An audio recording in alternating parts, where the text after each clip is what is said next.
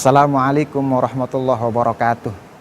Alhamdulillahi haqqa hamdih, wassalatu wassalamu ala man la nabiyya min ba'dih. Allahumma fasholli wa sallim wa karim wa azim ala sayyidina wa habibina wa syafi'ina wa qurrati a'yunina wa maulana Muhammadin wa ala alihi wa ashabihi ajma'in at-tahirin, amma ba'd. Ikhwani pemirsa Al-Inayah 02 channel yang dimuliakan Allah Subhanahu wa taala. Ada beberapa amaliyah yang dapat mendatangkan kecintaan Allah Subhanahu wa taala berikut maghfirahnya Allah Subhanahu wa taala. Allah Subhanahu wa taala berfirman dalam Al-Qur'an, "Qul in kuntum tuhibbunallaha fattabi'uni yuhibbukumullaha wa yaghfir lakum dzunubakum." Allah Subhanahu wa taala berfirman, "Qul," katakanlah hai Muhammad, "in kuntum tuhibbunallaha, jikalau kalian mencintai Allah Subhanahu wa taala, fattabi'uni, maka ikutilah aku." Ikhwani as'adakumullah, bukti bahwa kita mencintai Allah Subhanahu wa taala dan bukti bahwa kita mengharapkan cintanya Allah Subhanahu wa taala adalah dengan menjalankan sunnah-sunnahnya Nabi kita Muhammad sallallahu alaihi wasallam. Sudah jelas Rasulullah sallallahu alaihi wasallam adalah uswatun hasanah. Semuanya dapat kita contoh dari sosok baginda Rasulullah Shallallahu Alaihi Wasallam. Dari segi sosial, dari segi muamalah, dari semua kegiatan duniawi kita dapat mencontoh dari sosok baginda Rasulullah Shallallahu Alaihi Wasallam. Maka Allah berfirman dalam Al-Quran, ketika kita mencintai Allah Subhanahu Wa Taala, salah satu buktinya adalah kita mengikuti sunnah-sunnah atau kita menjalankan perintah-perintah dari baginda Rasulullah Shallallahu Alaihi Wasallam. Fattabi'uni, ketika kita mampu mengaplikasikan semua sunnah-sunnah baginda Rasul, yuhibbukumullah, niscaya Allah akan mencintai kalian semua, termasuk kita yang melaksanakan sunnah-sunnah Nabi kita Muhammad Shallallahu Alaihi Wasallam. Allah Subhanahu wa taala menjanjikan dua hal. Yang pertama, Allah mencintai orang tersebut, kemudian Allah mendatangkan ampunannya kepada kita sebagai hamba-hambanya yang mengikuti sunnah-sunnah Rasulnya.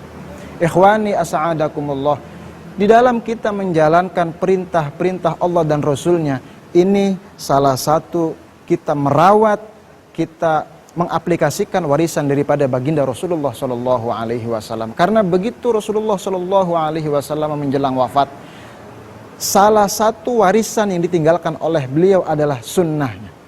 Taraktu fikum amrain ma in tamassaktum bihima lan tadillu abadan, kitaballah wa sunnati rasulih. Taraktu fikum amrain, aku tinggalkan, kata Nabi, kepada kalian dua perkara.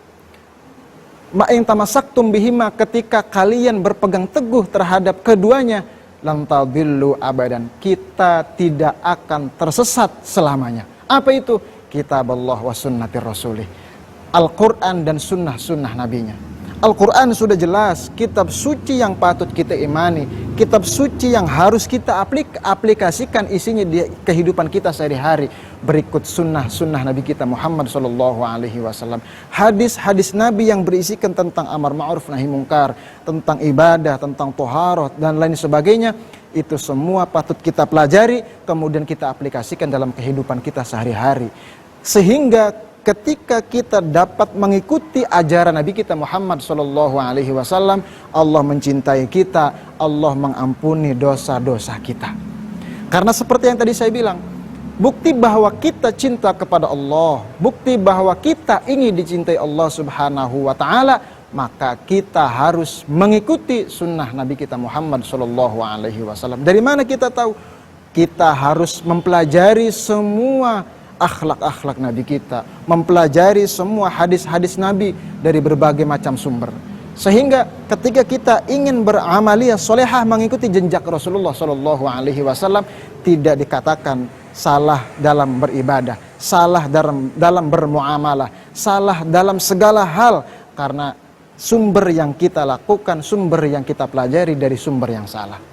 Ikhwani as'adakumullah, Allah mencintai hambanya, Allah memberikan ampunannya kepada kita. Ketika itu semua sudah terjadi kepada kita, apa yang kita inginkan di alam dunia ini, niscaya Allah akan kabulkan. Karena dalam hadis qudsi Allah Subhanahu wa taala berfirman kepada dunia, Wahai dunia, perbudaklah orang-orang yang selalu menyembahmu, dan jadilah budak kepada orang-orang yang selalu menyembahku. Ketika kita mengikuti ajaran Nabi kita Muhammad, mengikuti sunnah-sunnah Nabi kita Muhammad SAW, di situ kita beribadah kepada Allah Subhanahu wa Ta'ala, yang nantinya dunia akan menjadi budak kita, bukan kita yang diperbudak oleh dunia. Akhirnya kita memohon kepada Allah Subhanahu wa Ta'ala agar Allah kuatkan iman Islam kita, sehingga kita dapat melaksanakan perintah-perintah Allah, melaksanakan perintah-perintah Nabi kita Muhammad SAW, yang akan mendatangkan mahabbahnya Allah, cintanya Allah kepada kita, yang akan mendatangkan maghfirahnya Allah kepada kita semua. Wallahu muwaffiq ila aqwamit thoriq. Assalamualaikum warahmatullahi wabarakatuh.